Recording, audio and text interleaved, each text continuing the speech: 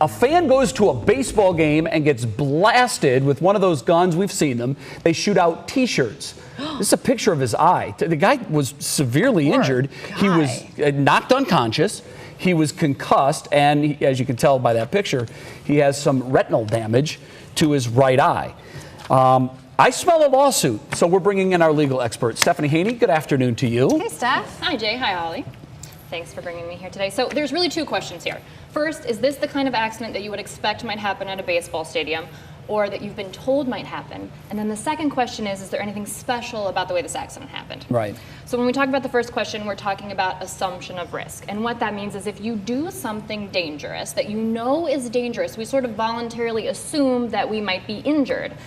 Sometimes that's really obvious, like if you're rock climbing or something. Sometimes you have to be told that in a contract, and Major League Baseball tickets are a contract. So there's language on the back of those tickets that says you assume the risk of danger and injury if you are injured in something incidental to the game of baseball or any other event at the stadium. That also includes entertainment and promotions associated with the game, including the T-shirts, possibly including the T-shirts. Okay, but my question, Stephanie, is there's negligence here on the behalf of the Mets employee. Like, I don't think you should safely assume that you're going to get shot in the face with a T-shirt cannon. Well, that's the second That was human question. error. Exactly. Is there anything special that happened related to this accident?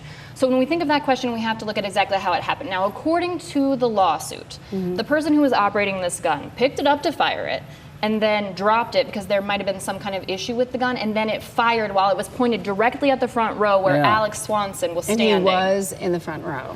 Another element to the equation. But I don't think he can reasonably expect that the gun will misfire. I think you can reasonably expect that a foul ball is going to come screaming into your section. I'm more nervous about that. that. Happens, and that is part of the deal.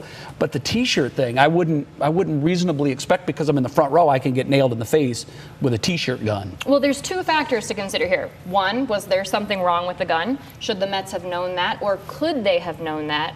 And two, was there a negligence at play because the person who operated it pointed it at the front row? Right. And that's what potentially makes Do you this get a something sense unique. one way or another that this guy will prevail or no? I think there's a really good chance he gets a big paycheck out of this. Yeah. One way or another, whether they settle the lawsuit. If I'm the Mets, I settle. Or they win. Yeah, I settle because I wouldn't want to put this in the hands of a jury. No.